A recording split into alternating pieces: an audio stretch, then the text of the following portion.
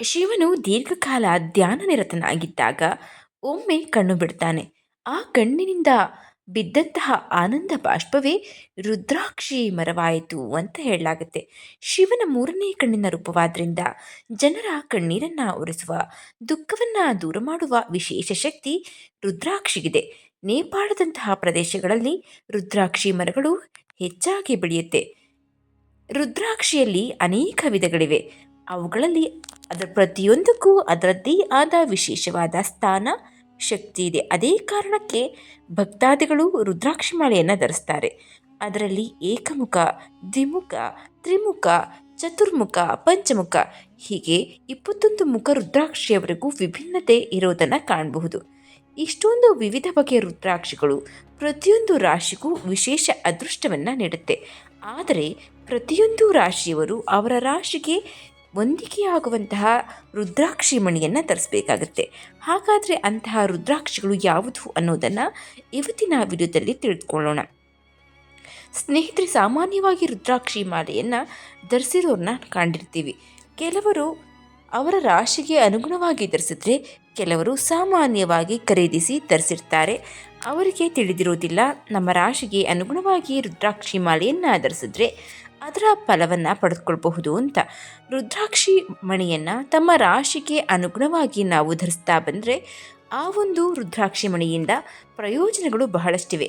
ಹಾಗಾಗಿ ಆಯಾ ರಾಶಿಗೆ ಹೊಂದಿಕೊಳ್ಳುವಂತಹ ರುದ್ರಾಕ್ಷಿ ಮಣಿಯನ್ನು ಧರಿಸಬೇಕಾಗುತ್ತೆ. ಆ ಮಾಹಿತಿ ಇವತ್ತಿನ ವಿಡಿಯೋದಲ್ಲಿ ತಿಳಿದುಕೊಳ್ಳೋಣ. ನಮಸ್ಕಾರ, ಎಲ್ಲರಿಗೂ ಮಾನು ಮನೋಜ್ ಕನ್ನಡ ಯೂಟ್ಯೂಬ್ ಚಾನಲ್ಗೆ ಸ್ವಾಗತ. ಮೊದಲಿಗೆ ಮೇಷರಾಶಿ. ಮೇಷರಾಶಿಯವರು ಮಂಗಳ ಗ್ರಹದಿಂದ ಆಳಲ್ಪಡ್ತಾರೆ.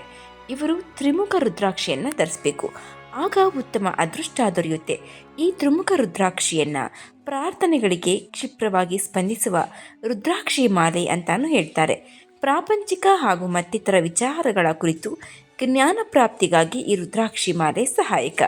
ಈ ರುದ್ರಾಕ್ಷಿ ಮಾಲೆಗೆ ಸಂಬಂಧಿಸಿದ ಮಂತ್ರ ಓಂ ಕ್ಲೀಂ ನಮಃ. ಈ ತ್ರಿಮುಖಿ ರುದ್ರಾಕ್ಷಿಯನ್ನು ಧರಿಸಿಕೊಂಡಿರುವವರು ಈ ಮಂತ್ರವನ್ನು ಹೇಳಿದ್ರೆ ಒಳ್ಳೆಯದು.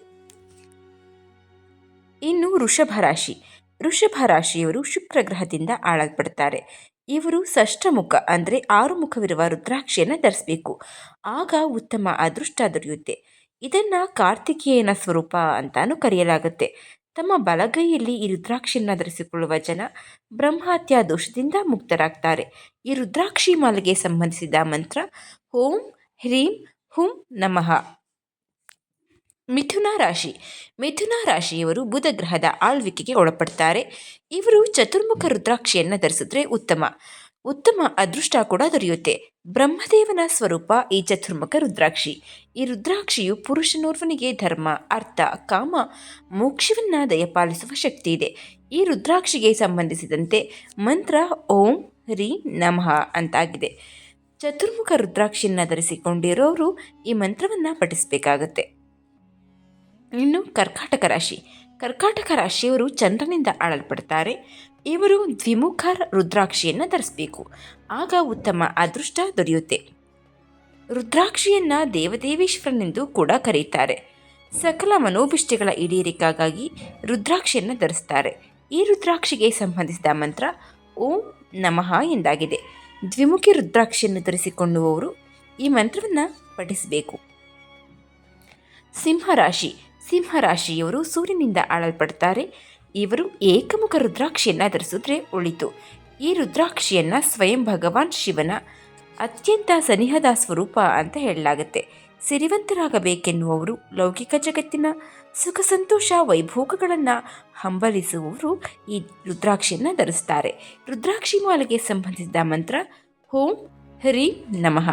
ಏಕಮುಖಿ ರುದ್ರಾಕ್ಷಿ ಧಾರಣೆ ವೇಳೆ ಹಾಗೂ ಧರಿಸಿದ ಬಳಿಕ ಈ ಮಂತ್ರವನ್ನು ಪಠಿಸಿ. ಕನ್ಯಾ ರಾಶಿ. ಕನ್ಯಾ ರಾಶಿಯವರು ಬುಧ ಗ್ರಹದ ಆಳ್ವಿಕೆಗೆ ಒಳಪಡ್ತಾರೆ. ಇವರು ಚತುರ್ಮುಖ ರುದ್ರಾಕ್ಷಿಯನ್ನು ಧರಿಸಬೇಕು, ಉತ್ತಮ ಅದೃಷ್ಟ ದೊರೆಯುತ್ತೆ. ಬ್ರಹ್ಮದೇವನ ಸ್ವರೂಪ ಚತುರ್ಮುಖ ರುದ್ರಾಕ್ಷಿ. ಈ ರುದ್ರಾಕ್ಷಿ ಧರ್ಮ, ಅರ್ಥ, ಕಾಮ, ಮೋಕ್ಷವನ್ನು ದಯಪಾಲಿಸುತ್ತೆ. ಇದರ ಮಂತ್ರ ಓಂ ಹ್ರೀಂ ನಮಃ. ಇನ್ನು ತುಲಾರಾಶಿ. ತುಲಾರಾಶಿಯವರು ಶುಕ್ರ ಗ್ರಹದಿಂದ ಆಳಲ್ಪಡ್ತಾರೆ.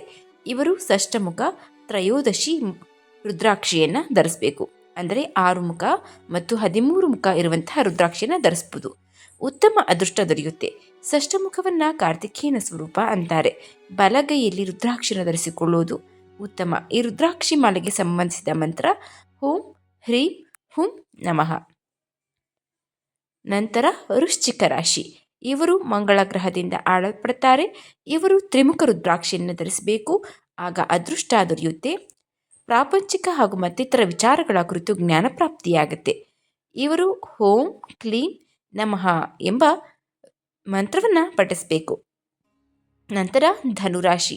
ಧನುರಾಶಿಯವರು ಗುರುಗ್ರಹದಿಂದ ಆಳಲ್ಪಡ್ತಾರೆ. ಇವರು ಪಂಚಮುಖ ರುದ್ರಾಕ್ಷಿಯನ್ನು ಧರಿಸಿದ್ರೆ ಅದೃಷ್ಟ ದೊರೆಯುತ್ತೆ. ತಮ್ಮ ದುಃಖ ದುಮ್ಮಾನಗಳು ಕಡಿಮೆಯಾಗುತ್ತೆ. ಅಷ್ಟೇ ಅಲ್ಲದೆ ಈ ರುದ್ರಾಕ್ಷಿಗೆ ಸಂಬಂಧಿಸಿದ ಮಂತ್ರ ಓಂ ಹ್ರೀಂ ನಮಃ. ಮಕರ ರಾಶಿ. ಮಕರ ರಾಶಿಯವರು ಶನಿಗ್ರಹದಿಂದ ಆಳಲ್ಪಡ್ತಾರೆ. ಇವರು ಸಪ್ತಮುಖ ಮತ್ತು ಚತುರ್ದಶ ಮುಖ ರುದ್ರಾಕ್ಷಿಯನ್ನು ಧರಿಸಬೇಕು. ಅಂದರೆ 7 ಮುಖ ಇರುವಂತಹ ರುದ್ರಾಕ್ಷಿಯನ್ನು ಧರಿಸಿದ್ರೆ ಉತ್ತಮ. ಆಗ ಉತ್ತಮ ಅದೃಷ್ಟ ದೊರೆಯುತ್ತೆ.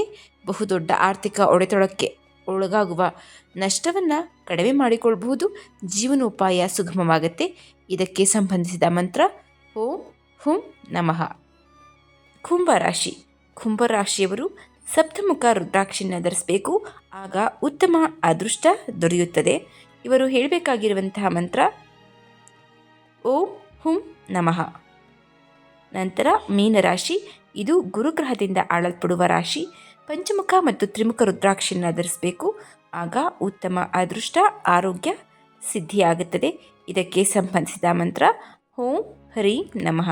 ಹೀಗೆ ಒಂದೊಂದು ರಾಶಿಗೂ ಒಂದೊಂದು ರುದ್ರಾಕ್ಷಿ ಮಣಿಯನ್ನು ಧರಿಸೋದ್ರಿಂದ ವಿಶೇಷವಾದ ಫಲಗಳನ್ನು ಪಡೆಯಬಹುದು. ಈ ರೀತಿ ವಿಶೇಷವಾದ ರುದ್ರಾಕ್ಷಿ ಮಣಿಗಳನ್ನು ರಾಶಿಗೆ ಹೊಂದಿಕೊಳ್ಳುವಂತೆ ಧರಿಸಿದ್ರೆ ಅದರ ಫಲ ದುಪ್ಪಟ್ಟಾಗುವುದರಲ್ಲಿ ಸಂದೇಹವಿಲ್ಲ. ಈ ಮಾಹಿತಿ ನಿಮಗೆ ಇಷ್ಟವಾಯಿದ್ರೆ ದಯವಿಟ್ಟು ಶೇರ್ ಮಾಡಿ, ಲೈಕ್ ಮಾಡಿ. ವಿಡಿಯೋವನ್ನು ಸಬ್ಸ್ಕ್ರೈಬ್ ಮಾಡ್ಕೊಂಡು ನೋಡ್ತಾ ಇದ್ದರೆ ಚಾನಲ್ನ ಸಬ್ಸ್ಕ್ರೈಬ್ ಮಾಡಿಕೊಂಡು ನೋಡಿ. ಧನ್ಯವಾದಗಳು.